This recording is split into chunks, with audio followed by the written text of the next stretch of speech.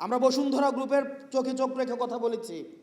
এনসিপির রাজনীতি, আমাদের মিডিয়া প্রপাগান্ডা, এই যে চ্যানেল ওয়ানের একটা হচ্ছে এখানে একজনকে একটা একটা রাজনৈতিক কালচারে এভাবে অ্যাড্রেস করে কথা বলাটা, এটা ছিল ট্যাবু।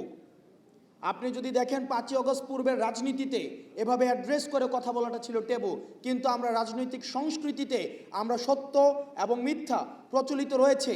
আমাদের পৃথিবীতে কথা 3 ধরনের: সত্য কথা, মিথ্যা কথা এবং হচ্ছে রাজনৈতিক কথা। আমরা সত্য এবং মিথ্যার মাঝখানে যে গ্রে লাইন, এনসিপি সে গ্রে লাইনে অবস্থান করেনি। আমরা সত্যকে সত্য বলেছি, মিথ্যাকে মিথ্যা বলেছি। আমরা দেখেছি মিডিয়া ট্রায়ালের মধ্য দিয়ে এনসিপির নেতাকর্মীদেরকে কিভাবে চরিত্র হনন করা হয়েছে। আমাদের বৈষম্য বিরোধী ছাত্র আন্দোলনের যেসব নেতাকর্মী রয়েছে, অনেকের চাঁদাবাজির যে বিষয়গুলো রয়েছে সেটির দায়ভারও আমাদেরকে নিতে হয়েছে।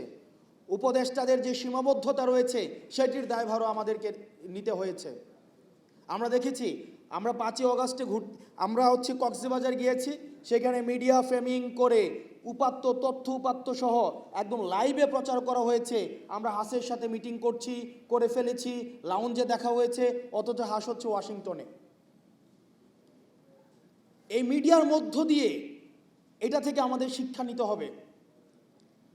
5ই আগস্টের পূর্ববর্তী সময়ে বিএনপির প্রত্যেকটা কার্যক্রমকে হত্যাযোগ্য কার্যক্রম হিসেবে সম্মতি উৎপাদন করেছে মিডিয়া।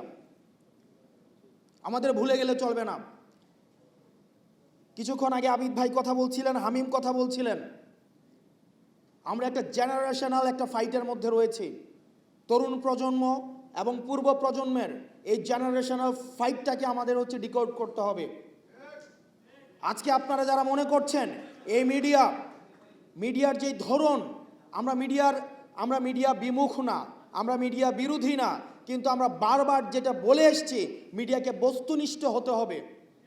আমরা দেখেছি যেই মিডিয়া ফেসিবাদের প্রত্যেকটা কার্যক্রমকে বৈধতা দিয়েছে, আমরা দেখেছি যেই পত্রিকা বলেছে যে বিদেশে বসে তারেক জিয়া বাংলাদেশের বিরুদ্ধে কার্যক্রম করছে, আজকে সেই পত্রিকার আমরা ফ্রন্ট পেজে দেখছি যে তারেক জিয়া বাংলাদেশকে নিয়ে ভিশনারি চিন্তা করছেন। আপনি যদি এই